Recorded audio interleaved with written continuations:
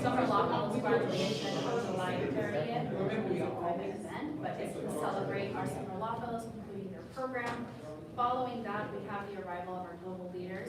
That's an internship program for college students of college age and recent graduates. It is a congressional and corporate experience. That program takes place on the spring and fall semesters of each year. They arrive on August 26th this fall, so we're really excited to have them. And yeah, thank you for sticking around. We are still waiting for the member to arrive for the panel. She is a few minutes away, but I did want to share a little bit about our upcoming programs. Now, I do want to share, for those who are not familiar with CHLI, about our internship and fellowship opportunities. Like I mentioned, we have our Global Leaders internship program, and like I said, it is a congressional and corporate internship. It is a fully paid internship for those in the room who are looking maybe for your next opportunity after your summer internships are over. We already selected a cohort for the fall, but like I mentioned, we select students in the spring and fall semesters of each year. We provide a monthly living stipend, a transportation allowance. We provide housing, which I'm sure is a big plus for a lot of people in the room and a lot of our young professionals and students here in Washington. And like I mentioned, congressional and corporate experience. You have 8 weeks on the Hill, learning from a congressional staff and learning from policy from a public perspective. And you have the corporate experience, which is what makes this program unique and what has a lot of attention for our applicants, that you also get to learn from the policy-making process from a private perspective. So please feel free to visit our website or catch me after this program to speak a little bit more if you're interested in that internship opportunity. I also want to share about our Summer Law Fellowship program, which is an opportunity for law students. They must have completed at least their first year of law school. It is also a fully paid opportunity for law students. This is open for students from all over the country, and similar to the Global Leaders program, we provide stipend, monthly transportation allowance, a housing as well, and we provide the airfare to and from Washington, D.C., which is something I mentioned also is included in the Global Leaders program. So these two programs really are more all expenses paid opportunities. And if you stick around for our networking receptions, 2 of our law fellows are here in the room today, part of our 2025 cohort. So please feel free to stand up so that they can know who you are.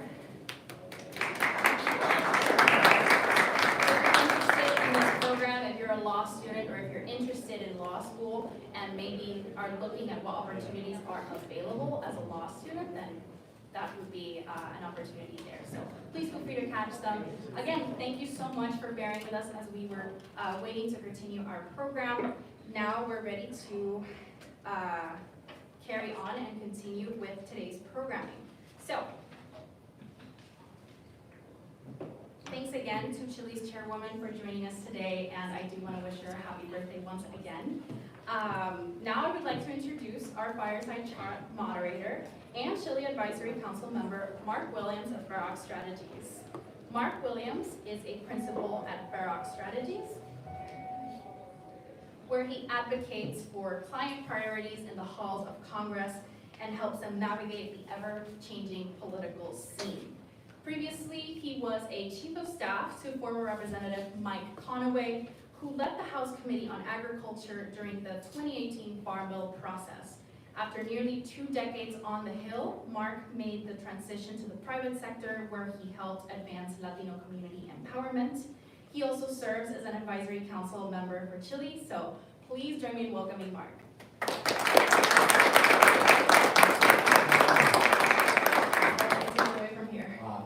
Thanks, Nicole. That's how you know you're officially old, when you have to put the readers on. And thank you everyone for attending today. It's a pleasure to be here as we discuss spectrum policy and wireless infrastructure and its impact specifically on rural America. I would like to introduce our special guest for this fireside chat, one of my personal favorites, and my friend Congresswoman Erin Houchin of Indiana. Congresswoman Houchin serves on the House Energy and Commerce Committee. Come on up, come on up.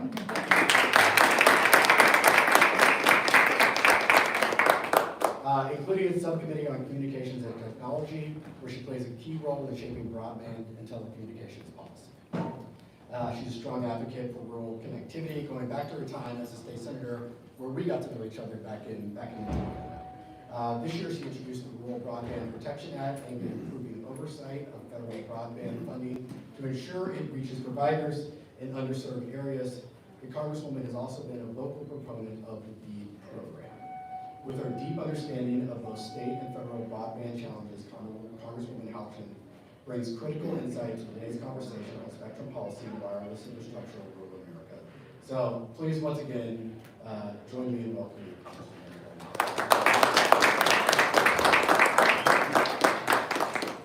Well, thank you for being here with us today. I appreciate it. It's great to see you. Good to see you too. Thanks for coming, and I'm excited to kind of get into this conversation. So, as you know, access to reliable wireless infrastructure is no longer a luxury. It's a necessity for rural communities seeking to thrive in today's digital economy. From education and healthcare to small business and agriculture, effective spectrum policy plays a vital role in expanding opportunity and closing the digital divide. Our conversation today will explore how Congress and industry can work together to ensure rural America is connected, competitive, and ready for the future. So in your conversations with folks back home, what are you hearing about that are the biggest barriers to getting reliable wireless service for broadband in rural communities? Yeah, it's always a challenge, and when I first got to the State House, and thanks for having me today, it's great to be with you. When I first got to the State House as a state senator, I thought that my district was pretty unserved in terms of broadband connectivity, but I had no idea really that it was the most unserved area of the state of Indiana for broadband connectivity. So as a freshman legislator, I had the opportunity to serve on the Commerce and Technology and the Utilities Committees, and I filed probably my second bill was a broadband access bill. And I quickly got schooled that we're not just talking about, we shouldn't just talk about underserved areas, we have to be talking about unserved areas. And so I set out to try to make connections for unserved areas of the state, starting with 0 access to 10.1 speeds, and then from 10.1 to 25.3, and then 25.3 and beyond, until we could finally get our rural communities to be competitive in the global economy, because, as Mark said, it does have tremendous implications for precision agriculture, for kids doing their homework and not having to travel long distances to go to the local McDonald's to access Wi-Fi to do their homework, for telehealth and so many other purposes, and in particular for entrepreneurs and quality of life. Often parts of our rural America are the most beautiful parts of the country, and people would love to live there, but they don't have internet access for their small businesses, for their kids' education, for these things. So I set about just trying to do whatever I could. Some of the barriers, certainly it's economics. So when I met with some providers to try to talk to them early on about how do we get broadband or cellular coverage tech neutral, how do we get it to these rural areas? And they said it's going to take a return on investment.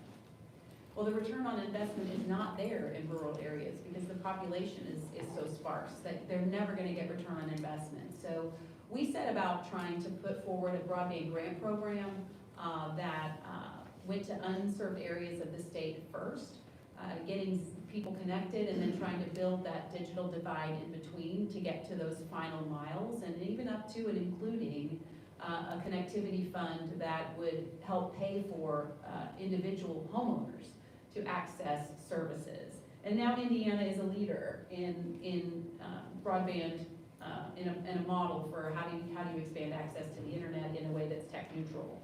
I think some of those challenges still exist today. Certainly at the federal level, there's 137 different broadband connection programs. So we have an effort to try to doge that.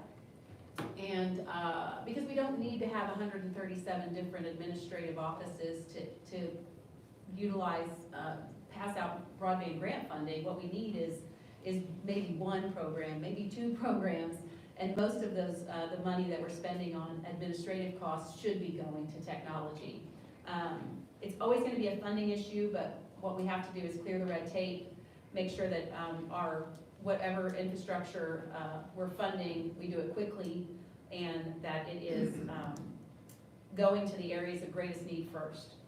Those are my three biggest pitches to my colleagues on the Energy and Commerce Committee. So, and I think that leads into very well to our next question. So for many rural families, broadband isn't just about convenience, right? It's a lifeline in education and healthcare and jobs. You touched on that a little bit. So how can federal spectrum and infrastructure policy better support these real and everyday needs? Well, certainly when you talk about spectrum, there's only a limited amount of spectrum available, and some of it is used by our military partners. There are some experiments going on now that how the military might be able to share some of that spectrum, but the spectrum is finite. And the government controls how much access to spectrum providers can use.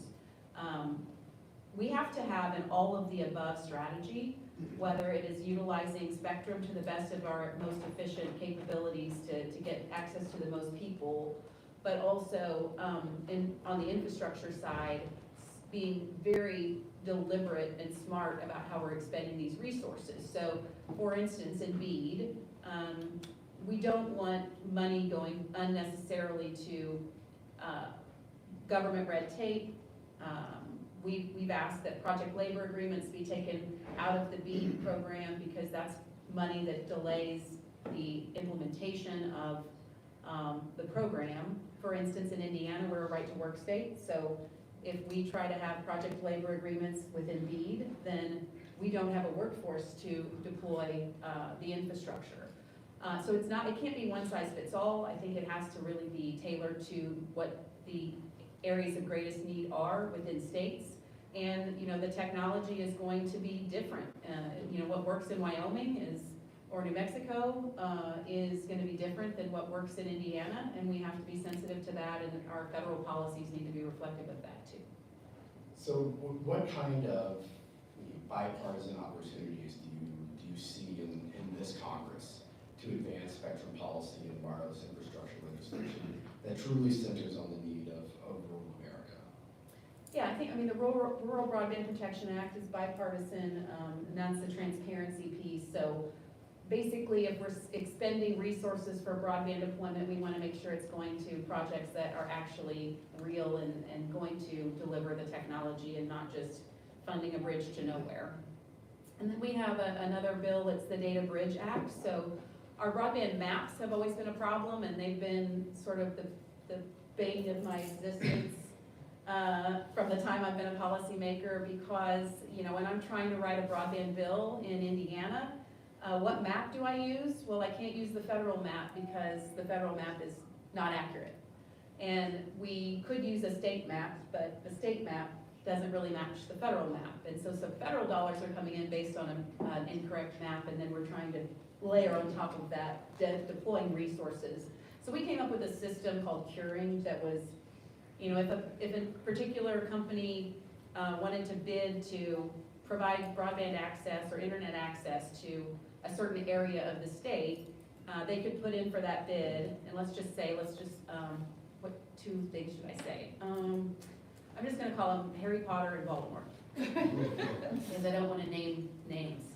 But if Harry Potter said that he wanted to cover a certain area, and Voldemort said, no, I already have part of that territory, prior to us working on legislation that would correct this issue, it would kick out the whole thing. Even if it was two addresses that Voldemort was claiming, sorry. And so we had to come back and have a hearing process so that Harry Potter could come back and say, you know what, Voldemort, you can have those 2 houses, but I'm gonna take the other 50. And give an opportunity for some give and take. And that totally freed up the system and put our deployment on steroids. So yes, it's bipartisan. In today's Congress, I always say that most of the things we do are bipartisan. You guys probably hear about us on only the things that we disagree on, but probably 80% of the things that we do are bipartisan. And this issue for connectivity in rural areas is absolutely bipartisan, and I've been pleased to have some really good partners in that. And so do you get a sense that this Congress is going to address rural broadband? Like, is it at the forefront of, what the House is doing in the latter part of the year and the next year? If I have anything to say about it, it will, right? I'm sure it's going to take you. The squeaky wheel, Mark. It's the squeaky wheel issue. But yeah, I mean, we are continuously pushing for this. We're always trying to find ways of addressing it and getting creative about how we do it. Listening to our stakeholders is really, really important, and not getting in your way and not getting in the way and just making sure that we're responsive to that. When I filed my broadband bill, I filed it in such a way that it was from anchor institutions out to a population. So it was from a school to the students. I filed the bill, and all the stakeholders came to my office at once and said, we hate your bill, but we'd like to help you write something that we can support. And we came up with a really good, through lots of negotiations, a really good package. And we had bipartisan support in what we did there, and it was, but it takes the work. It takes putting in the work and drawing attention to it and keeping it, and that's my specialty. So, look, we've got a lot of stakeholders you just talked about to, how they have come together, but there are a lot of kind of warring factions. What would you tell the stakeholders in this room that they need to do to help advance kind of the rural broadband initiatives throughout this Congress and into the next one? I mean, anytime you can find a compromise, the worst thing that a member of Congress wants is to have two different sides of an issue come in and be intransigent about it. I would force people to the table together. So when we were working on any legislation at the State House, I know Congress doesn't quite operate this way, but I would call them all together and sort of make them work it out. And get to a place that we could have legislation that everyone could support. Now, we're not gonna get 100%, and I always tell people, you don't want me to make the decision for you if you guys can come to an agreement. Because if we have to make the decision for you, we're going to decide at some point, and you may or may not like it. So don't make me decide what's best for you if you can come to an agreement, because ultimately, if push comes to shove, I have to decide which to do. Because that's my job, and I will try to make the best decision I can that benefits the most people with the most information, and that may or may not be on the right side of where you fall on the issue. Well, thank you. That's about our time. Nicole, do we have time for a couple questions? Anyone have a couple questions? If not, Oh, there's one over here, one here. About the rescission debate on NPR and PBS, what's your position, especially in rural Indiana? Well, I used Grok, actually. Because I was in the Rules Committee, and we were getting beat up because we're killing Big Bird or something, even though that's not actually what we're doing. But I had Grok analyze between 2020 and 2024 the number of positive versus negative stories written by NPR on Joe Biden and Donald Trump. And actually, the 2024 numbers were a little bit worse for Joe Biden because mid-year they started writing bad stories about him when he was getting ready to be, taken out of the candidacy for president. And I found it to be wildly skewed, like to the point where it was 16% positive for President Trump and like 54% negative, and then basically the opposite of that for Joe Biden. And so that was only just that one snippet, and it's not perfect, it's not scientific. I will tell you though, fascinatingly, Grok told me that I had to do it manually. It said, if you want to do a manual search, here's how you do this based on NPR's data. And I wrote, do I really have to do this manually? And Grok wrote back and said, actually no, here is the Python code. If you would like to run this program, and you can use this code to run the program. And I said, run it. And it did it. well, thank you so much for your time. We really, really appreciate you being here.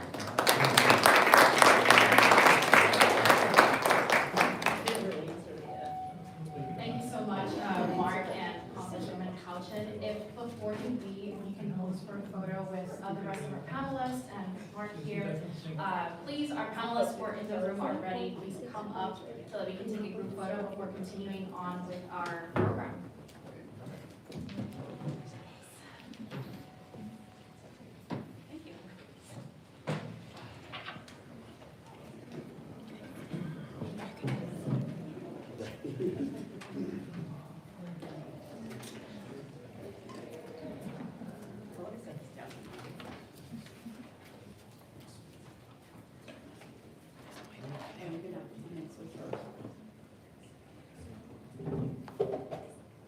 Big smiles, guys. One, and look at that one. Good. Last one, and one more.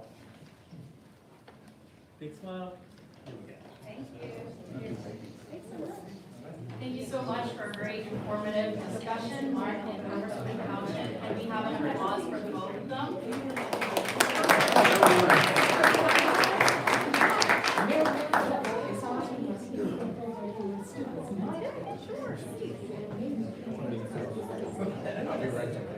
All right, so let's move on with the rest of our programming for this afternoon. I would like to introduce our next moderator for the first panel that we will have today, Iris Gonzalez. Iris is the founder and president of Links G Consulting, a boutique public affairs firm that offers high-level public affairs strategies, facilitates strategic alliances, and provides branding and community engagement initiatives. Join me in welcoming Iris to the podium.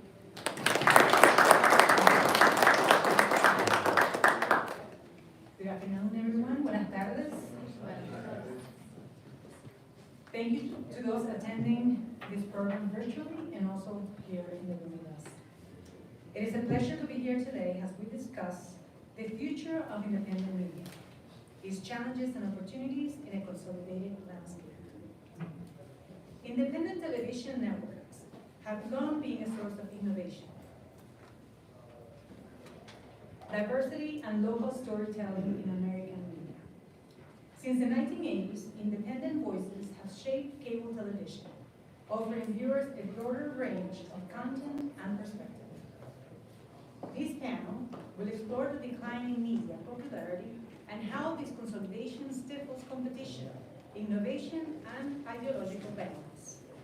Now, let's please welcome our panelists. I'm going to start. You don't mind going? For your first. Your first in line, so squeeze by.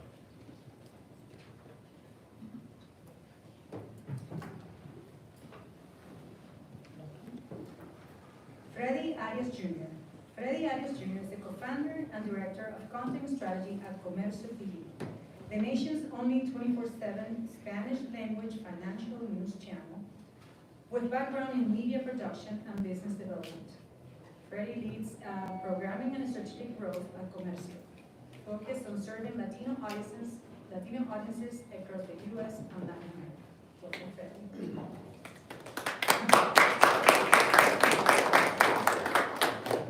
Bert Berendez. Bert Berendez is a partner at 2042 Media, a Florida-based Latino-owned media company, and he also serves as the CHLI's advisory council. 2042 operates 3 pay TV channels in the U.S. His Street, Family Central Explorer, and Inglés para Todos. Welcome. And last but not least, Michael Fernandez. Michael is the Vice President of Marketing and People at Vena Media. He leads multi-platform brand growth strategies across Vena TV, Vena Kids, and Primo TV, reaching millions of viewers' households. He previously held marketing leadership roles at Viacom CBS and Sony Pictures Television, building award-winning campaigns and integrated promotions across networks and platforms. Michael now serves as the board chair of the Latino Coalition and previously served as a member of the FCC Communication Equity and Diversity Council. Now let's get started. Let's start the discussion, and I'm gonna ask each panelist a specific question based on their expertise. And other panelists are encouraged to add their point of view. So we'll start with Freddie, now that I'm next to me. Freddie, why is independent, culturally relevant media more important than ever in today's consolidated content landscape? Yes, well, thank you first of all for having me and this amazing event. When talking about independent media, I think mainstream media takes the stories of the Latino community and flattens it, right? And what I mean by that, Hispanics across the nation we're extremely diverse economically, linguistically, culturally. And basically reducing the complexity into a single narrative just doesn't work, right, across Hispanics. I mean, it just doesn't work. And independent media like ours and those represented in this panel, we were able to shine a spotlight into that and bring up those stories instead of a top-down approach from the network down. It's from down up, right? We're listening to the community. In our case, we're very obviously, it's a financial channel, so we're very into finances and entrepreneurship. So in our case, it's from top, it's from bottom up. And obviously mainstream media, it's very difficult for them to do that. It's understandable, and I think that's why independent media is so necessary. Thank you. Yes, thank you, Burke. I think it is important to define pay TV in today's media landscape. With a reported decline, Burke, what strategies or innovation could help revitalize its relevance and reach? Thanks, Iris. And like Freddie said, thanks for inviting me. It's great to be here with an event in Chile, great organization. Well, first to define pay TV, a lot of people ask me about that. I'm old enough to know when it was called just cable. But yes, the dynamic has changed a little bit. You mentioned that other word, decline, that nobody likes to talk about, but it's changed. And all the way we look at it, it's the video marketplace, because whether you call it streaming or pay TV or satellite, those are just technologies to get video to a consumer's device, whether it be the phone or home TV. But pay TV is a boundary, if you will, in the industry. So there's a paywall. There's a lot of platforms now where there's a certain amount of content that is available for free. You don't have to give your email address or credit card or anything, but they have a paywall. You go beyond the paywall and you get to other content that I used to call cable. There are less pay TV homes in the United States than there was at its peak. It peaked just over 100 million homes. But even today, there are 70 million US homes that get the traditional cable package, whether that's through a streamer like YouTube TV or Fubo, or a traditional MVPD that's regulated by the FCC like DirecTV, Comcast, or Charter. So that's the world in which we live in, is behind the paywall. And 70 million American homes get their news, information, and culture and their entertainment through one of those traditional pay TV packages. Thank you. Michael, independent media has historically been a source of innovation. How does the concentration of media ownership influence creative risk-taking and experimentation in programming? So again, thank you for having me here, and you're absolutely right.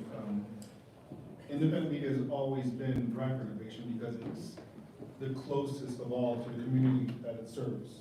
So experimenting out of necessity, with different formats, voices, themes that bigger players might often overlook, because as Freddie mentioned, in a consolidated landscape, creative risk-taking is definitely silent because larger corporations are looking for what they might consider proven formats to a mass appeal, but in reality to deliver returns to their advertisers and their shareholders. But more importantly, the consolidation reduces the number of the decision makers willing to take the chance on new or niche style programming. So by contrast, independents like us are really the ones that take that first step into championing underrepresented stories, be it a bilingual preschool children's programming channel, a network focused on financial literacy, or experimental formats that mostly reflect the lived experience. But when these resources are limited and the platforms are tightly controlled, risk-taking becomes even more difficult for independents like us. Going back to Rick, how did the transition from over 15 media companies to only 4 conglomerates today impact the struggle for independently owned networks? Thanks, Iris. Yeah, Michael just touched on that. It's difficult when a marketplace only has 4 providers. And that's where we've ended up in the media landscape, television landscape, video, pay TV. And again, the definitions are a bit interchangeable. for media companies limits what Michael had mentioned, the innovation. It also takes the pricing control to the providers, not the retailer. If we were talking about certain different products, maybe bottled water suppliers, having 4 suppliers may not be that bad, it might be important. But we're talking about media, which is again, the news, information, and through entertainment culture that 70 million homes get every month. And Congress has set a precedent in the intent in the 96 Cable Act for a diversity of viewpoints. The FCC charter, the second paragraph, the goal is a diversity of viewpoints. With 4 providers, there's not a diversity of viewpoints. As Michael touched on, there's not as much room for innovation. And because these providers do what they do well, I mean, don't get me wrong, CBS is a great network, the NFL is a great product, but they have the pricing power on the distributors. When those distributors raise prices, we as consumers yell at our MVPD, but all they're doing is transferring the increases they got from those 4 providers. And that has squeezed out any opportunity for an independent network. There is no reason an executive at a virtual MVPD or an MVPD is going to make a financial investment in an independent programmer, because they know when their deals come up for one of the 4 providers, and by the way, by regulation, it's every 3 years, and it's conveniently located, so one is this year, the other's the next year, they're going to need that money to renew with those current providers. And they're either going to have to stop paying that independent, take that independent off the air. So at this point, they just decide not to do business with that independent. And it has blocked any independent from growing. We launched our channel in 2017. We got with Comcast. Thank you, Comcast, Leo, a great supporter. 2 years later, we launched with Charter, and nothing since then. And it is a business that we've been in a long time. It's not an issue of access, it's an issue of whether or not they have the resources to invest in an independent, and the result is they don't. Yeah, I think the overall discussions that pretty much Freddie expand on it. On the structural barriers that we face, independent media faces in accessing mainstream distribution, that Bert just mentioned a little bit, and the advertising revenue. Yeah, definitely. I mean, I know on the distribution front, and I know Bert can definitely chime in on this. But from our viewpoint, you know, the major streamers and BPDs, and perhaps through, you know, not fault of their own, but they will tend to obviously work with a scaled network, conglomerate that owns 10, 20, 30 channels in a bundle. Much easier to work with them versus, I mean, right here at this table, we probably own, well, not us, but our companies, maybe 5 or 6 channels, and we're 3 independent companies. So you do the math. I mean, it's much easier for them to just deal with very few parties. So that's one of the major you know, barriers there in terms of distribution. The advertising, unfortunately, the advertising is still about who you know. Brands, they want data, and they want that data to be certified. Even if we have the audience to back it up, and people are watching, and we have viewers across the nation and whatnot, they need it to be certified by the measuring agencies, Nielsen, ComScore, which is all great and all, you know, very, very nice. But our budgets, right, in our channels, we cannot afford to sign up to one of these services. You know, signing up to one of these services equals our whole annual budget for one of these channels. So it's not even sustainable. I mean, it's not even proportionate, really. So those are really the 2 main, you know, things that we see in terms of distribution and advertising. Now let's move on to the on the policy side. Beyond legislation, what business or tech strategies would help revive competition and support independent voices? That would be for Michael. So you ask that to someone in a larger conglomerate, they'll give you the simple answer, oh, just find another distribution method, you know, from, you know, streaming, the AVOD, fast channeling. Yeah, that's absolutely, those platforms do offer less of a barrier to entry, but then you get into an area of discoverability, which provides considerable cost barriers, I would say, for that, because you have to deal with marketing, you have to deal with metadata optimization, platform-specific branding to stand out. And the reality is, if you don't have those like legacy channel positions or built-in promotional support, independent voices, they definitely risk getting lost in a giant crowded field in that area. But, Freddie mentioned, the idea of possible data ownership, different ways of measurement, alternative data. I think there's an opportunity there where with tech, advancing so quickly and hopefully more tools being available, we're able to use that data and show the value. Instead of perceived value, we're actually able to show value to these hopeful advertising partners to take away a little bit from the larger groups that control, the ad budgets. We're exactly 2 months away from Hispanic Heritage Month. Starts September 15th, runs to October 15th. You turn on a channel on that day, not one of ours, any of the bigger channels, you'll see, I'll tell you exactly where you're gonna see it. You're gonna see a car spot, insert manufacturer, whoever you want, and it'll be a Hispanic family driving the car, and then on October 16th, they disappeared. They're no longer there. I don't know where they went, but we're Hispanic owned and operated all year long. So there's a target audience there. And, I think if we're able to really tell that story, we could be that connector to that underserved community that we know exists, that the larger players often overlook. Thank you. Freddie, how can public policy better support independent minority-owned media platforms in achieving sustainability and scale? Public policy, well, in what the government can do, in the media, would be, I don't know how much the government spends, it must be a few $1 billion on advertising, for example, every single year across all the different departments. It would be to have that mandate, but not just a mandate of supporting minority-owned businesses like ours, but to enforce it.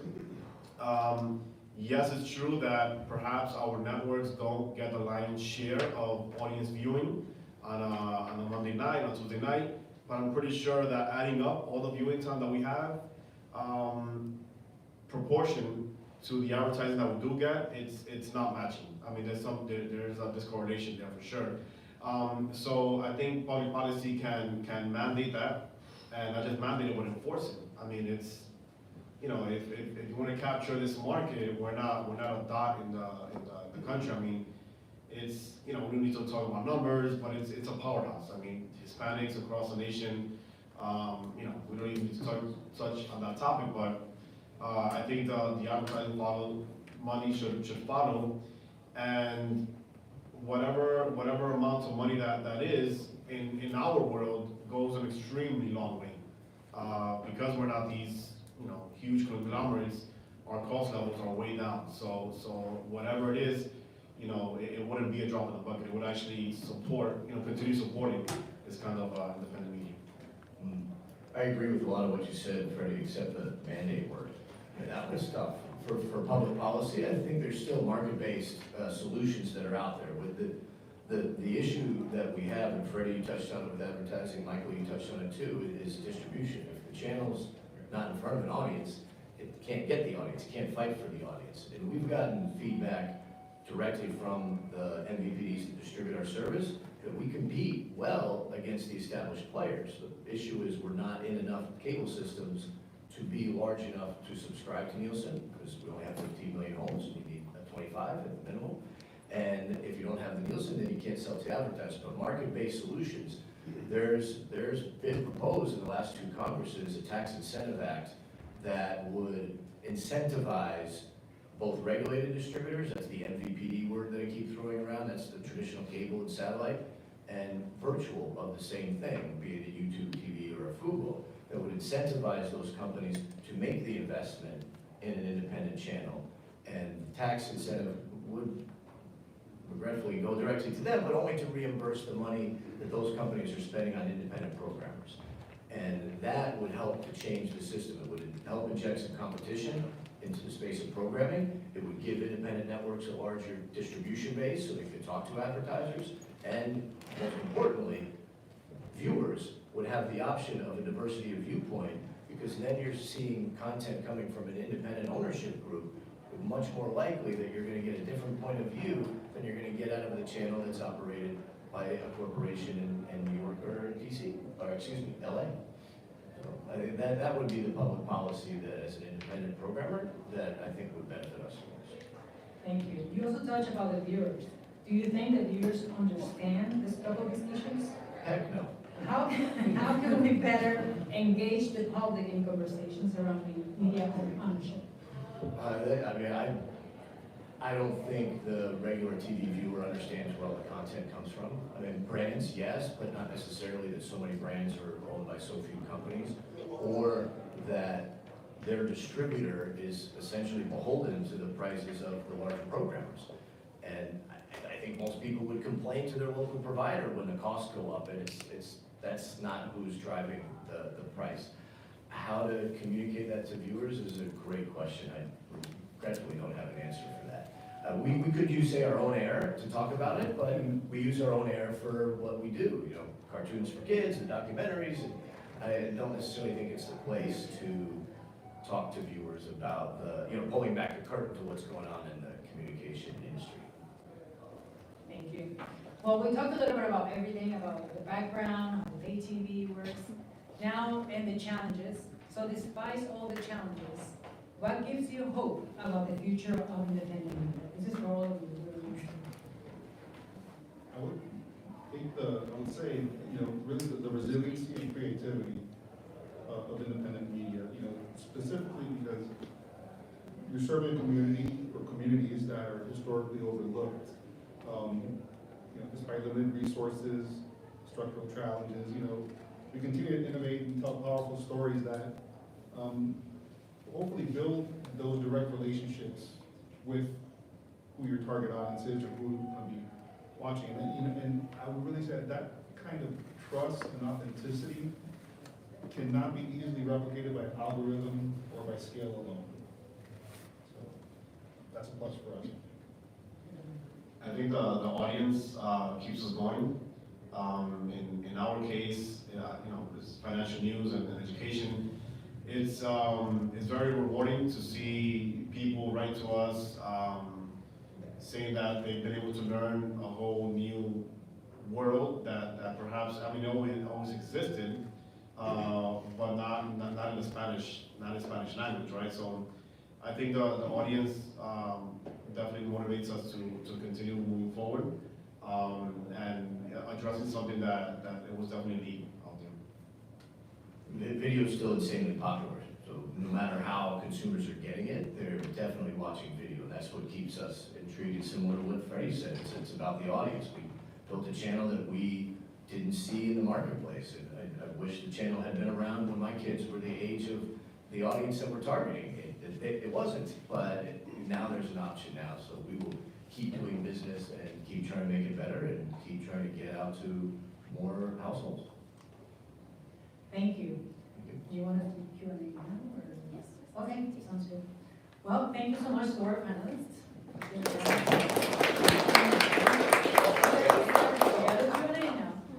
Oh, you said thank you, I thought we were done. Well, we knew, but we're gonna open the mic for our audience to ask any questions.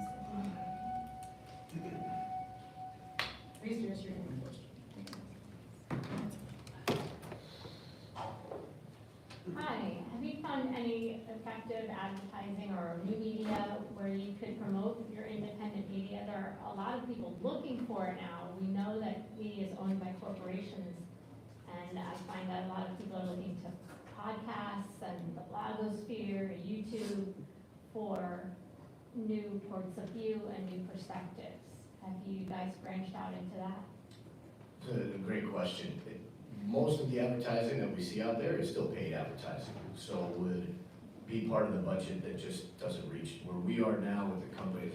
We're doing well enough to acquire the content, to do some of our original content, but beyond that, to do a serious outreach campaign, It's just too much for us. And because we're in the pay TV industry behind the paywall, we have limitations on the amount of our content that we can put out for free so that viewers could just sample it. We're just now starting to do that with our English learning channel because we produced enough content that we're now outside the holdbacks, and we think we can put a couple of the early seasons out for sampling. It's something we should do. We just haven't grown enough to the ability to make those investments. So it's not the virtuous circle, it's the vicious circle. It's not spinning in the correct direction yet. And to add a little bit, as far as, those larger campaigns, which are extremely costly, what we try to do is really capitalize on the reach of talent that we have on Show X. So what would cost me to do an ad post on Instagram or whatever, outlet, I can do it organically through the voice of talent and get much more reach. So really trying to find all avenues to get out there in a very, very condensed market, but we don't fight it. Yeah, Tony, basically, like Bert said and Mike, we gotta be creative in how we advertise out there. But yeah, it all comes out to the funding part. Do we have time for another question? No? All right, well, thank you so much to our panelists. Thank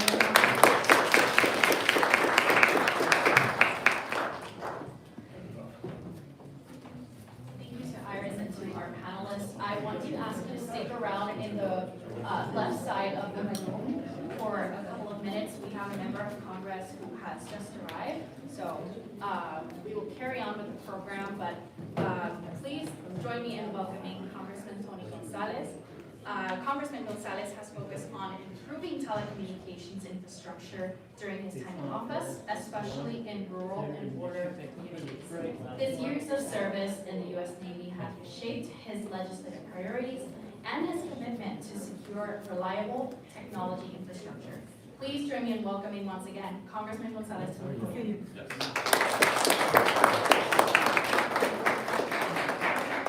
Thank you, everybody, and thank you, CHLI, for hosting this.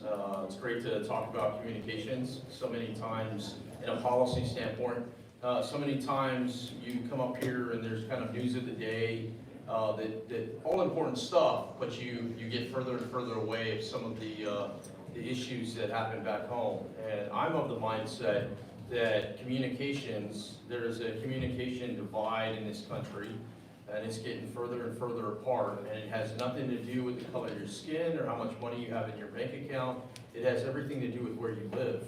I represent a district that is larger than 30 states, and there are parts of the district where you can't get cell coverage. Well, guess what? If you don't have cell coverage, you don't have access to the web, you don't have access to the internet, you don't have access to sell and buy goods, you don't have access to services, whether it's education, whether it's healthcare, whether it's economics. I mean, you're basically left out of our economic environment. And so this is where we have to make sure that these communication deserts go away, and they don't go away on their own. They don't go away, frankly, by just talking about it. I just barely caught the tail end of the last panelist that mentioned funding. Yeah, that's how this thing works. I like to say, as an appropriator, show me how much you love me by how big the check is, right? You can do things when you have funding. It's also my job, though, to make sure that we're not just writing checks and then feeling good about ourselves, that those resources are indeed going down to the places that need that area. And we also kind of look back and go, what did we get for this money? Did it work? Did it not work? Do we need more of it? Do we need less of it? All that, in my eyes, all that is part of the policy discussion that needs to be taking place more up here in Washington. We can't just talk about the problem. We can't just complain about the problem. We can't just write checks for the problem. We have to find partners that come alongside us as well. Partners like Verizon, partners like AT&T, partners like these companies that are willing to do it. Partners like smaller ones too, Big Ben telephone company. You need partners, both big, small, local, national, federal. You need state. You need everyone to come alongside. But it's one of these things where too many people in this country are falling further and further behind. Telecommunications, telemedicine is a prime example. A lot of folks, it works for a lot of different people, and I think that's really important. But if you can't have access to even get online, how are you gonna talk to a doctor? How are you gonna be able to meet with a clinician on type of things? So this is where it's important. Oh, look at this, they put all these remarks from it. No, these are yours. These are yours. I'd also say too, from a security standpoint, it is extremely important, okay? Uvalde is in my district. Over 3 years ago, we all remember what happened, that horrific school shooting where all these innocent children were killed. Well, one of the issues that came out of it where there wasn't basic communication, where everyone wasn't on the same network, if you will.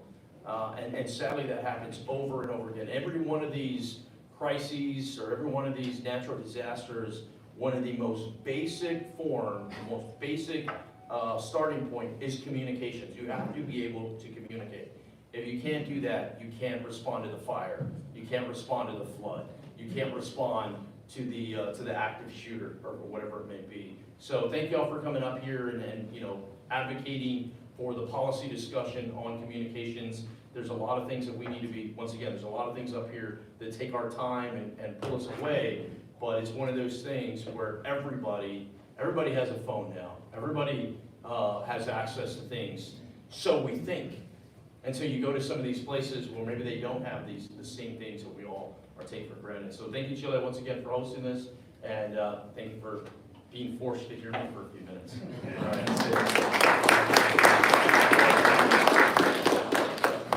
Thank you so much, Congressman. Now, if I could ask our panelists, our board members here in the room to join us in the front for a quick photo before we carry on with the program.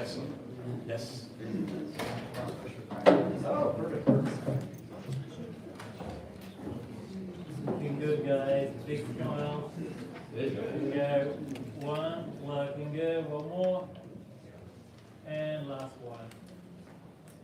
Thank you. All right, perfect. Thank you. Thank you.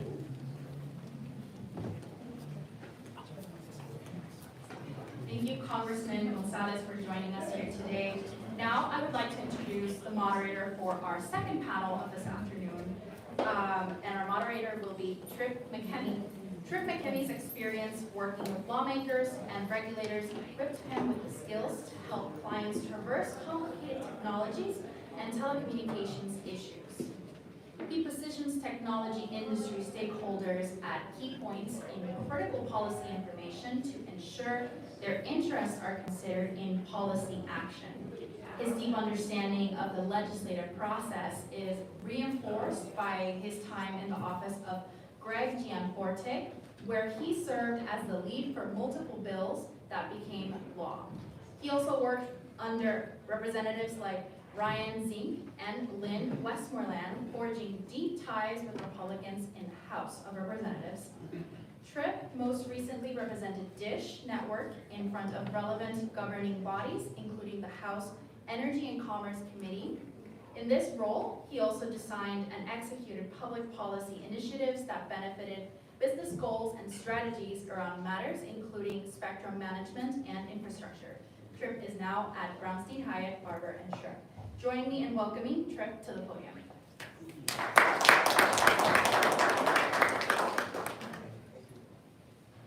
Thank you, Nicole, and thank you all of you today for joining this really fascinating discussion. Obviously tough to follow up Congressman Gonzalez and the panel before and to be sitting in front of the reception, but looking forward to having a really fun panel. This panel will explore telecommunications policy developments such as net neutrality, broadband infrastructure expansion, and how spectrum access can play a critical role to ensuring digital equity and expanding access to reliable and affordable community connectivity for all communities. Now, will you please help me welcome our panelists.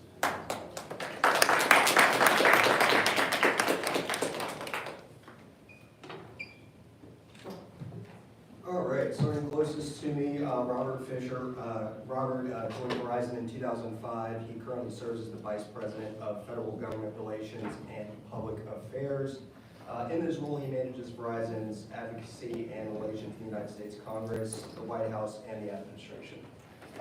He's also responsible for overseeing Verizon's federal, state, and local tax policy. and federal policy teams. Before joining Verizon, Robert spent 2 years as Director of Government Affairs for Clear Channel Communications, now iHeartMedia. And before that, Robert served on the staff of the late Senator John McCain. Robert was a professional staff member on the Senate Commerce, Science, and Transportation Committee, where he worked on the subcommittee of communications. Next to Robert is Leo Munoz. Leo is a seasoned public policy government affairs professional with over 2 decades of experience across local, state, and federal levels. As the Associate Vice President of Federal Government Affairs at Comcast, Leo leads efforts to shape and advocate for key legislative and regulatory priorities. His career has spanned both public and private sectors, including serving as the Chief of Staff to Congressman Charlie Gonzalez, giving him a deep understanding of policy, politics, and coalition building. He also serves on CHLI's executive board, helping to advance its mission of leadership and public service. Finally, Saul Hernandez. Saul is Vice President of Government Affairs at Charter Communications. Charter Communications is a leading broadband connectivity company and cable operator with services available to over 57 million homes and businesses in 41 states throughout its Spectrum brand. Over at Advanced Communication Network, supported by 100% US-based workforce, the company offers a full range of state-of-the-art residential business services, including Spectrum Internet, TV, mobile, and voice. Prior to joining Charter Communications, Saul was the principal at the group, Vice President of Government Affairs at NCTA, the Internet and Television Association, and previously Chief of Staff to Senior Deputy Whip G.K. Butterfield from North Carolina. Pleasure to have all of you here. Thank you for your time.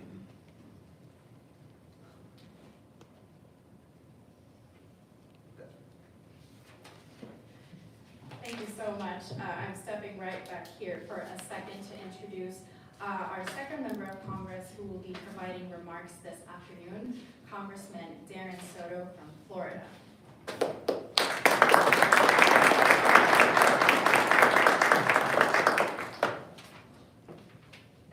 Congressman Soto serves on the House Committee. So sorry, I had to go back a little bit here on the script, but Congressman Soto serves on the House Energy Commerce Committee and the Subcommittee on Communications and Technology, where he helps shape telecommunications policy.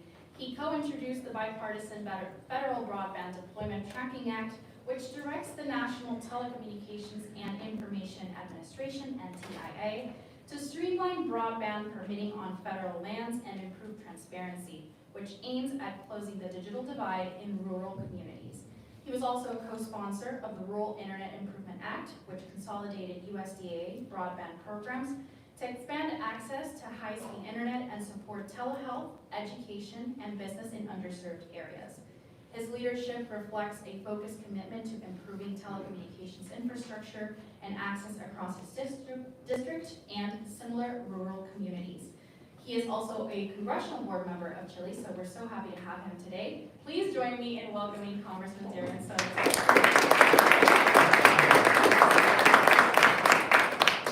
So happy to be here at CHLI today. I see a lot of good friends on the panel. These guys know it all. So we got a great panel here today. You know, on Energy and Commerce and the Telecom Committee, as we refer to it affectionately, we're working on a bunch of different issues in this space. First of all, we're working on the BEAD Act, and which came through the Inflation Reduction Act to help expand access to broadband. You know, we see that in a lot of areas in our district, including with the American Rescue Plan, getting to rural areas that before now had no high-speed internet. We also launch from SpaceX Starlink at the Cape every week or so, and so we've worked on that balance with some internet access regarding satellite, cellular, and broadband. And that's something that the committee's grappling with a lot. In addition, we're pushing to 6G, if you could believe it already, knowing that we want the United States to be a leader in all of this. There's always battles over different lengths of spectrum, and obviously that's been kind of a football as far as funding different priorities here in Congress, so that's something that we work on quite a bit. In addition, diversity in ownership in both your local broadcast and radio stations to streaming services and the like is something that is really important for my community. My district's about half Hispanic and very diverse, and so we're always looking for various different abilities to tell our local stories. There's also a lot of transition. You have local broadcasts, which is very important. I'm in the broadcaster caucus, or broadcast caucus, and to me, it's absolutely critical that we have local entities that are telling our local Central Florida stories. But we also see a whole array of different changes going on. You have now streaming going on as well, and we're in the area where you have both Universal and Disney. Although SeaWorld doesn't have a streaming service yet, or Gatorland, but you never know.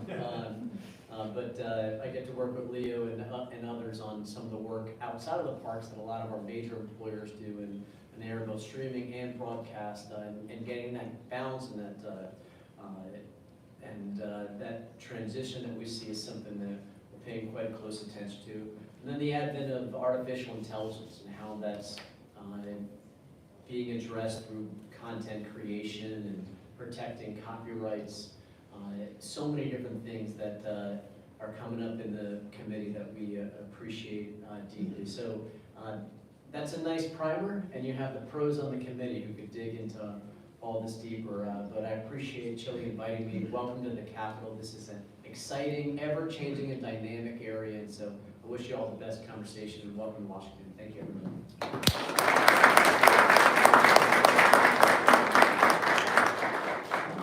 Congressman, if you could stand here with our speakers so that we can take a group photo. Sure, please join us. Yes, we'll pause for a quick photo and then carry on with the program. Didn't mean to bump you for a second. You know, you get the mic, you get the mic. Right, guys, you want to move down a wee bit, we'll just line you up with the back row there. Do you want to join us? We're lacking female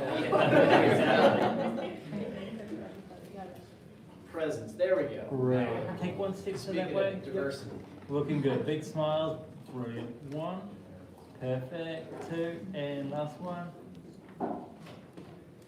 Here we go. Great. Last one. There we go. Thank you. Thank you. Thanks, guys. Thank you.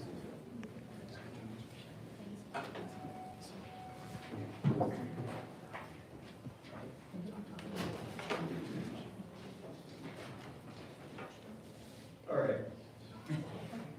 Everyone doing well? Okay, we've done introductions, we're gonna move straight in to some questions. We're gonna begin with Robert right here. So Robert, as a nationwide carrier covering all 50 states, Verizon's extensive network requires significant investment. How does Verizon ensure that everyone, regardless of their location or income, remains connected? Yeah, first, thank you, Chile, for having us here today. It's great. I know we're probably holding you up between this and a reception. So, listen, I think all of us up here would agree that having connectivity across the United States, but also across different demographics, income levels, it's important. It's important because it's really the vital connectivity to so many different things that we all probably, quite honestly, take advantage of, right? We don't realize how important it is to have that digital access to healthcare, the access for your kids to do their homework, access for you to learn how to start a small business, access to sell your goods and services. So all those different things really hit every single place all across the country. And so I think all of us agree that it's important work for us to do and make sure that connectivity reaches all levels. For Verizon, we have about 20 million customers that are across what we call our Verizon value brands, which would be Visible, Verizon, Total by Verizon, TracFone, and others. And we have over 100,000 points of distribution across the United States for people to be able to get access and buy devices and connect to get service that works for them and their families.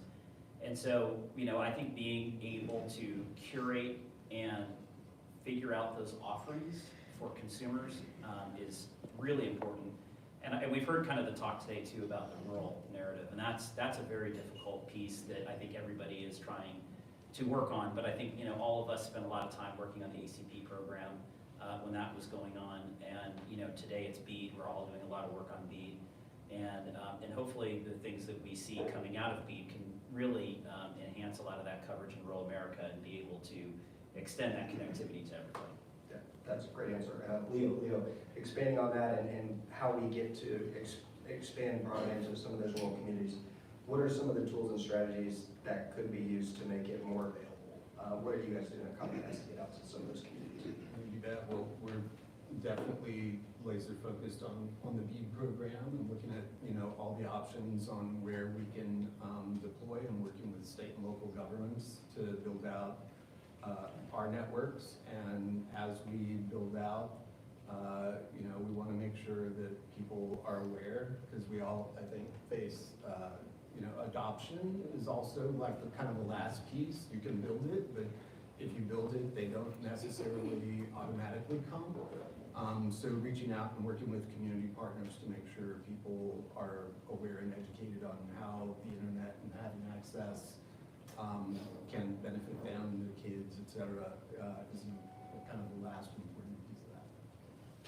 So, kind of on this discussion, it's the availability, it's the connectivity, but it's also the people that are building some of these systems. Can we talk about some of the jobs that are created when broadband service comes to neighborhoods across America? How is Charter Communications building its workforce in those communities that it's serving? Sure. Thanks so much, Tripp, and to Bree, Nicole, and Marianne, and everybody that's here. Very much appreciate the opportunity to speak with you. We provide service in 41 states to about 31 million customers, both residential and business. In the broadband space, mobile telephone, traditional television, and traditional voice service as well. And so we enable our customers both in urban, suburban, and rural areas to help build their business and provide them the services that they need in order to be successful. We live in an increasingly connected world, and the availability of reliable high-speed broadband is critical.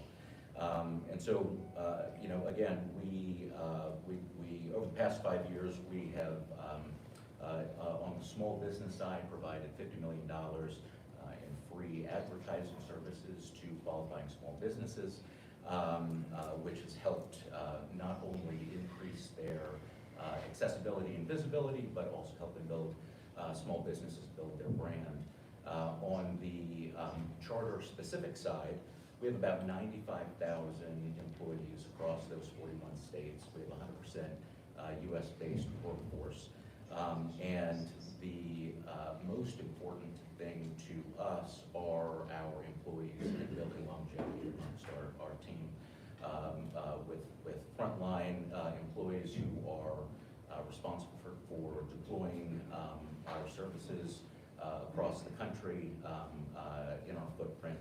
Our customer service agents, and everybody else. And so we have a lot of internal programs that help our employees advance and change and increase their positions into supervisory and leadership roles. We have tuition reimbursement programs that provide $10,000 a year for employees who are interested in completing their degree or expanding their skills, in addition to a host of other benefits. And so we are a national. We have a national provider. Again, we're in 41 states, but we also serve local and we hire local. And so what we find most important is particularly in service and tech and in customer service, our employees are those we hire from the communities that we serve, and we find that provides a superior level of customer service to our consumers. Thank you. Leo, much of the conversation around connecting unserved or underserved communities in the U.S. tends to focus on deployment. You kind of touched on this originally. Adoption is just as critical. Can you speak to the importance of adoption and how it factors into y'all's efforts in connecting all Americans? Sure. We've, now we're going on 13, 14 years almost of Internet Essentials, but I think the most important thing on that program is one, to make it, available at a low cost for consumers, but also, more importantly, just joining with community partners and community partners that make sense in each market. It won't be necessarily the same community partner if we're in Houston, Texas, or if we're in Detroit, Michigan, to just kind of provide that link to the community. We also offer live zones. We have 1,200 of them. There was a lot of focus, of course, on these during COVID, but these are spots within communities where you can go if you don't have internet access at home necessarily. You can go to a community center and get on Wi-Fi, no cost, and access the internet and learn about connectivity that way as well. So it's more. Really, we view it as more of a grassroots. You need to partner up with folks that people trust in their communities to help get them connected. Saul, as Charter continues to connect more of these communities across the country to high-speed broadband, how is your company addressing the growing instance of network vandalism? During the three-month period last year, there were over 4,000 instances of network vandalism. How does this impact those communities that you serve, and why is it so important to stop? Yeah, thank you, Trip. Network vandalism is a term that many of you may have heard or are hearing for the first time, but it's an issue that impacts all of us on the panel and all of us as consumers of internet and of internet-connected devices. So network vandalism is these are individuals that are looking to secure copper. Copper has a very high resale value. It is being taken from existing communications networks and then being sold to sort of metal recyclers for a quick way to make money. But it has really serious and potentially catastrophic impacts, not just to the communications networks that our companies operate, but also to critical infrastructure like if you think about the energy grid, or if you think about 911 emergency services and the ability for police or for EMS to one, accept a call and then deploy in a timely fashion. Our networks are largely fiber-based, and so fiber is made of glass. There's no copper associated with any of our plant, but the individual or group of individuals who are going to try to secure copper from existing telecommunications transition lines don't necessarily know that. And so what has been happening at an increasingly alarming rate is that these individuals, groups will go and cut fiber optic cable, searching for copper. They don't find any. They cut another fiber optic line, searching for copper, and don't find any. The result is that hundreds of thousands of customers who depend on that fiber optic line not being severed are without service. And so that's an issue, again, not just for us who are not wanting our Hulu or whatever we're streaming to be interrupted, but specifically and seriously consequential for public utilities, for the ability of emergency services to be deployed in a timely fashion, for transportation services to go uninterrupted.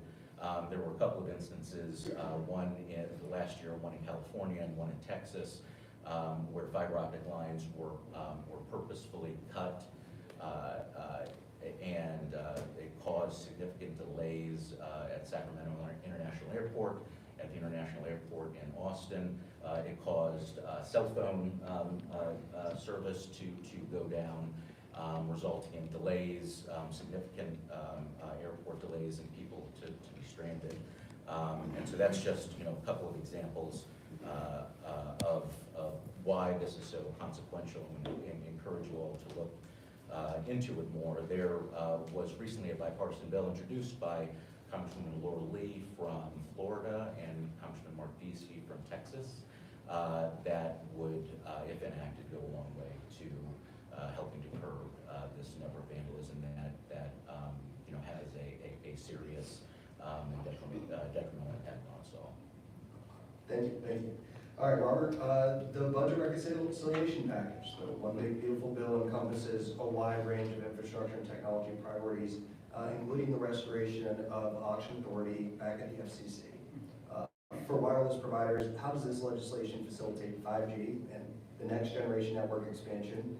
And what additional congressional actions might be necessary to ensure that spectrum policy fosters both innovation and equitable network expansion?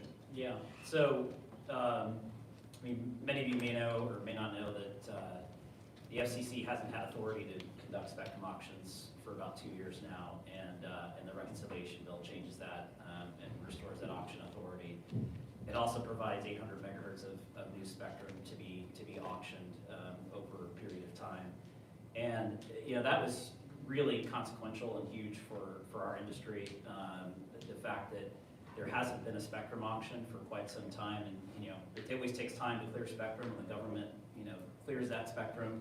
Then by the time you go through all the process and get it to auction, it's a pretty lengthy period of time. So it's by the time I think we probably have the first auction, it might be close to 8 years that we've had an auction, which is not great.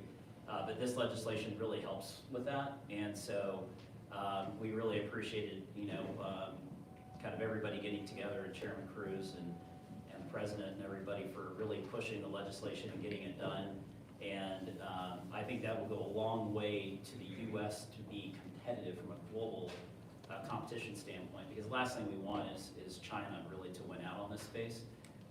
And people don't realize there's always a national security component of that. And China, obviously being a communist government, they self-fund all of this type of research and deployment. And here it's done privately. And so being able to have access to that will also give us the ability to be, as much as I like my friends to the right, it gives us the ability to be more competitive and provide fixed wireless access and broadband connectivity in a different way to consumers, which is very popular. It's actually the fastest growing product out there right now. And so that's a good thing for competition. It's a good thing for consumers. And so we're very pleased about the bill. I think as Congress goes forward, there'll be a lot more to do on the implementation side. I think, and maybe some of these guys would probably agree too, but I think a lot can be done kind of on the permitting side of the equation, and being able to deploy in places where it can be more difficult and challenging. And, that permitting reform is always tough, but, a kid can wish. And so we'll see what happens, but I think right now this is going to be a great win for the economy and a great win for the American consumer. So.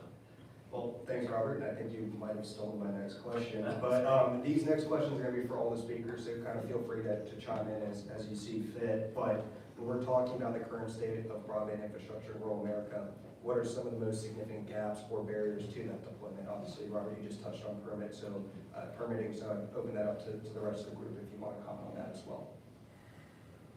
I think, happy to go. No, I agree with Robert. I think permitting reform is a very serious concern and is an impediment to all of our abilities to build out to rural areas. Charter, I'm excited to say, is the largest and fastest growing rural internet provider in the country. So we have a lot of experience in the area. We have, as part of our multi-year rural construction initiative, invested over $7 billion of private capital into building out these networks. We have amazingly over 1 million miles of fiber that is now deployed in the United States. But as Robert said, there are challenges. A big one is trying to access utility poles. So there are 2 ways to deploy wired broadband, and that is either in the ground or on the utility poles that we all drive past.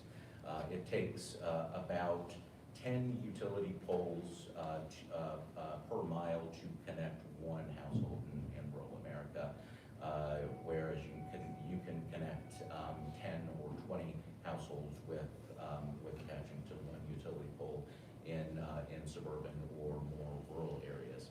So it's really important that policymakers, regulators, that utility pole owners sort of understand the urgency of us being able, all of us being able to reach 100% connectivity in America. And you know, one of the most important ways to do that is through our ability to more easily attach to these existing utility poles, so we can again, I think it's the goal that we all have is reaching 100% connectivity in short order. I'll agree with Saul. I mean, time is money, right? And the longer we wait around for permits and to negotiate pole attachment agreements and the like, and you know, a lot of these agreements vary drastically market to market, you know, entity by entity on whose poles you're trying to attach to, or which, you know, city or town you're trying to get access to the right of way. So we would definitely appreciate like a, you know, some sort of shot clock or, you know, something to, you know, bring some sort of little more certainty as to when, you know, things could. And if you talk to like a lot of rural members, for example, especially out west, it doesn't matter, you know, from a tech neutral standpoint, any type of connectivity, you're often dealing with these large swaths of land, right? It could be BLM, it could be Department of Reclamation, it could be national park land. You know, most people don't know that, like, from a national park perspective, for example, if you're looking at, hey, the local first responders need more connectivity for, you know, accidents that may happen, it's up to each park director whether or not you can get access to their, and it just makes it difficult. It's a huge patchwork. So we get a lot of calls, I think, from Western members who, they want fiber strung across this land. Well, you gotta work with, you know, 10 different federal agencies before you can actually do that. It's extremely cumbersome, and yeah, you know, time is money, and it becomes very difficult. So it would be nice to try to find a way to streamline that. I think we all agree on permitting reform is something that Congress should be taking a look at. And speaking about money though, what role does federal and state funding play in accelerating broadband? I think we touched on BEAD, I think there's RDOF still exists, 5G fund. How can policymakers ensure that these investments are targeted and reaching their intended goals? I think the most important thing, and this was, you know, part of the programs by design, but ensuring that you know, the limited federal tax dollars that have gone to fund these programs are being utilized to deploy high-speed broadband to those areas that are truly unserved first. And you know, I'm sure that there are you know, various ways and various ideas on how to best achieve that, but there continue to be, although the number of unserved communities and households are steadily decreasing through private investment from broadband providers, but for federal tax dollars that are being utilized and have been appropriated and made available for deployment, it has to go to those areas that are unserved first. Yeah, I think we're all following the BEAD program pretty closely, right? And trying to make sure that those dollars actually get out. And I think, you know, right now there's obviously kind of some discussion going on about BEAD and how they're going to look at some of these previous, you know, funds, the previous NOFOs, as they're called, and how they're structured now and what they're going to do going forward. I think one of the things we all probably want to make sure is that A, that process doesn't take too long, and B, you know, I think when you kind of sometimes look at processes that focus on lower cost doesn't equal the best service or the best product. And I think all three of our companies do a very good job at deploying our networks, and we know what we're doing. I think the concern would be that I would have is kind of fly-by-night companies kind of coming in, and that could be private equity, all these other folks saying, hey, we can bid on these things, we can do it at low cost. That's all well and great, but you gotta make sure it's done the right way and that those networks are there for a very long time going forward. So I think we have to be very careful about this process and make sure it's getting done the right way. Go Oh, ahead. no, I was just gonna say, absolutely, I think that funding is there too, and I think Congressman Gonzalez alluded to this.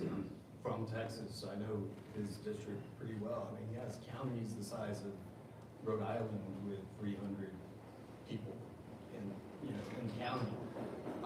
So yeah, it's a way for the economics to work and provide some sort of incentive to build out to very, very rural communities. It's not to say that, by the way, the process should be competitive, like you want multiple people competing for the grants, that's great. You just got to make sure that the people doing it actually know how to deploy networks and how to operate them long term.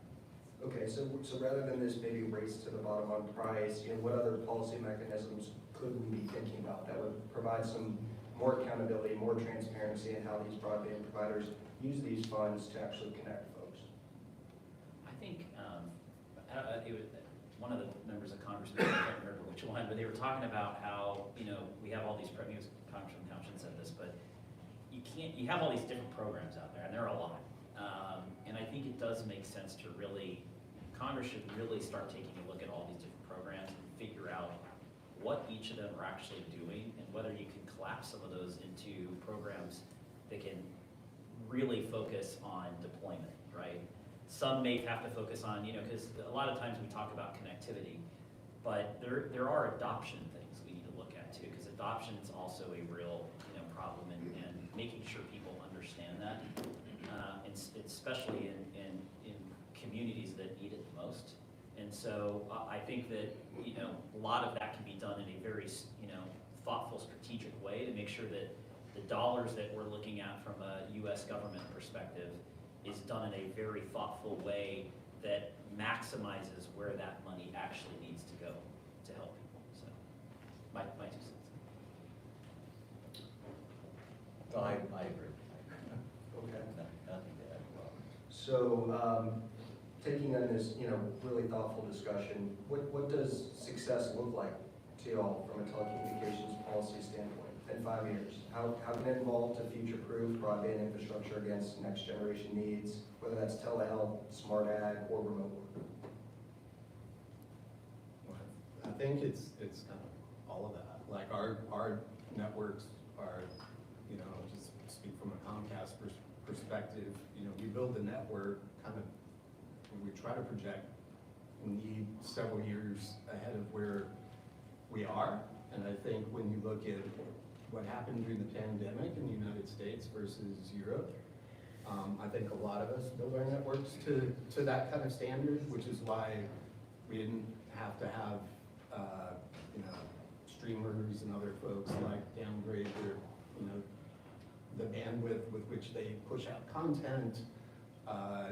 The networks, everybody started working from home, and we were able to handle a huge amount of increased traffic without, straining or having to, throttle any networks, right?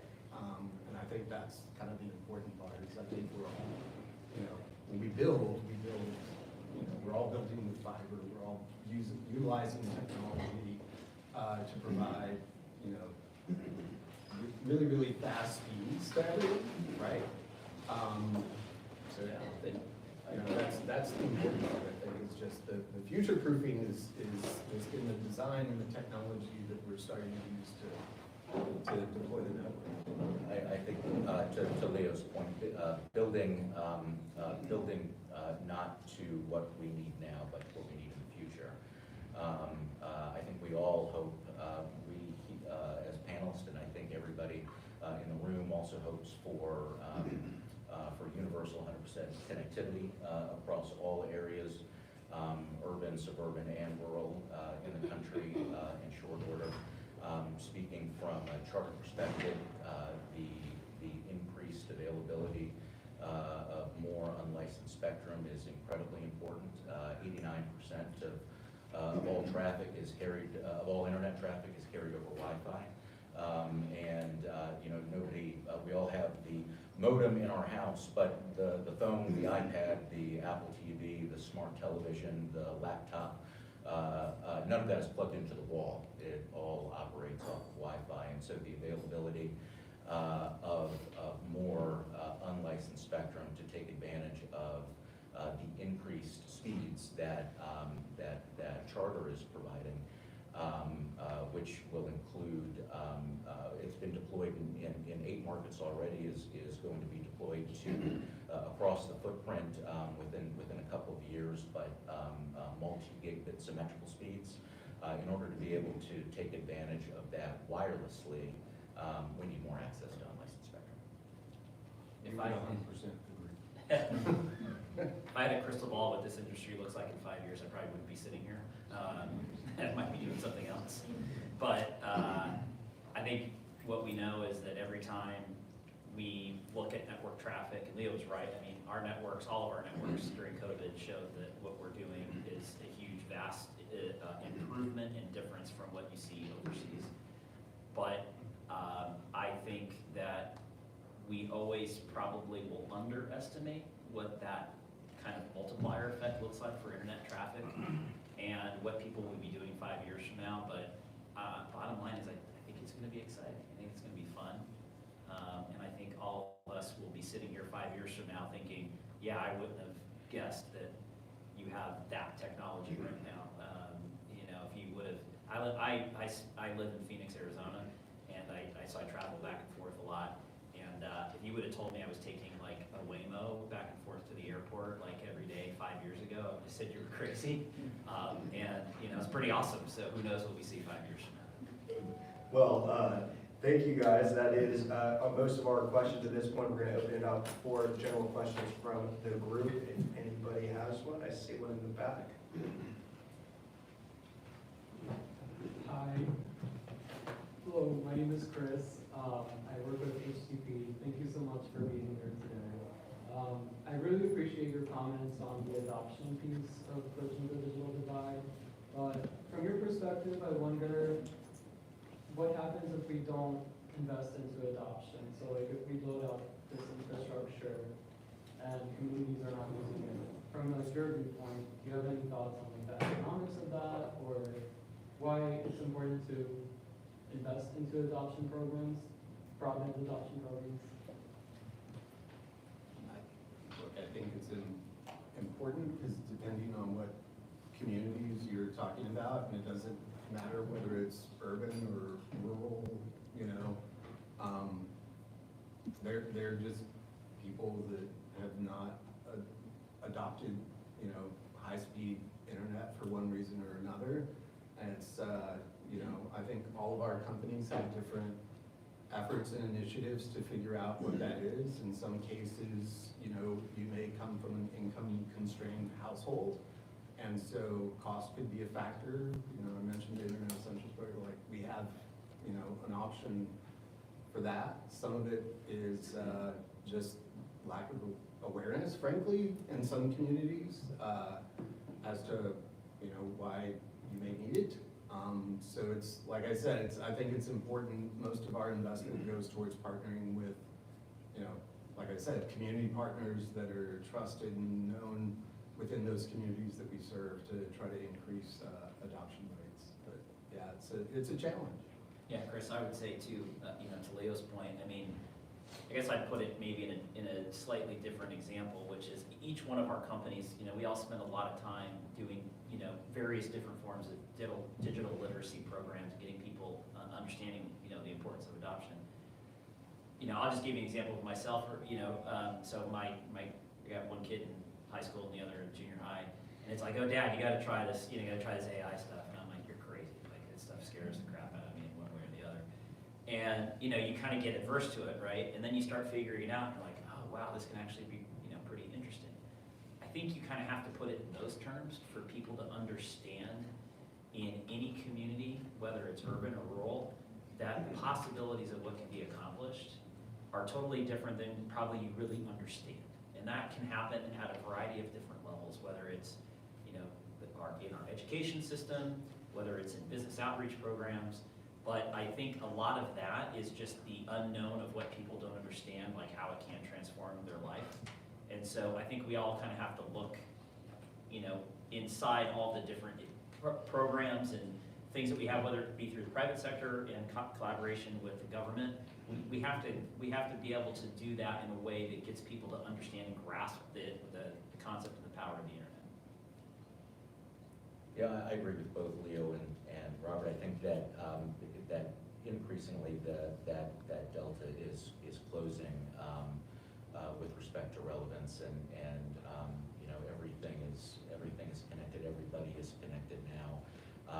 Charter partners with a large number of national and local organizations on digital literacy programs, on digital relevancy programs, and trying to teach and communicate just at the basic level the importance of being connected, what it empowers you to do, whether that be to you know, if you are you know, working full time and want to complete your degree or attend school or certification program, or your interest in starting a small business, or everything in between. You know, having a high-speed broadband connection, you know, is almost a requirement. I think that all of us, as Robert and Leo said, are working, you know, with lots of different partners across the country and trying to reach those communities to make sure they understand how it's important, what services are available, and ultimately to get them connected. All right, any other questions? Hi, good afternoon. My name is Daniel. I'm a junior at Duke, and I'm actually interning at a private equity firm here down the street that works in telecommunications and media. And I was curious to hear about what steps do you think needs to be taken to protect already existing public access to Wi-Fi? You know, as these bands are bought out by private companies, how can we make sure that we expand access while already protecting existing infrastructure and existing access to connectivity? What steps do you think need to be taken to ensure that more good is done? I mean, I think that kind of goes back to just advocating for like shared, like to some degree, like Wi-Fi works on shared spectrum bands right now.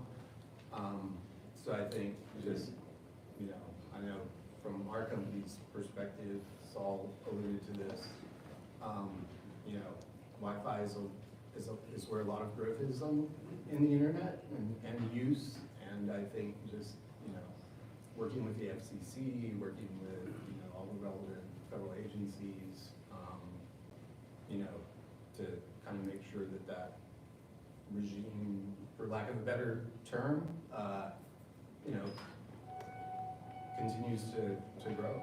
And I think that's probably the main point I would make on that. As Leo said, you know, spectrum is a finite resource. We need to make sure that we're using it as efficiently and effectively as possible. And you know, as more and more consumer and other devices are connected to the internet, and all of that runs over unlicensed spectrum. You know, we have over 500 million devices connected to just Charter's networks alone, Wi-Fi devices. And so, you know, it's important to be thoughtful, and to Leo's point, the shared aspect is really critical. All right, well, I want to say thank you to our esteemed panelists for your time this afternoon. I'm going to turn this back over to Nicole to close us out. Thank you, guys.